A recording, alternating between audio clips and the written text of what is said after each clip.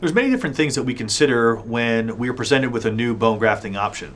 I think we look at several different factors. One, is it really going to change my practice?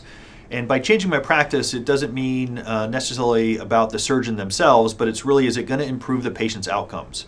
And that is really predicated on evidence-based medicine.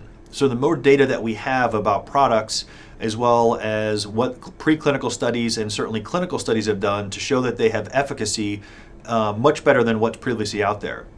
And that really gets into the component of value. And so value is not just cost in terms of inherent or endemic cost, but it's also the ultimate benefit to the patient.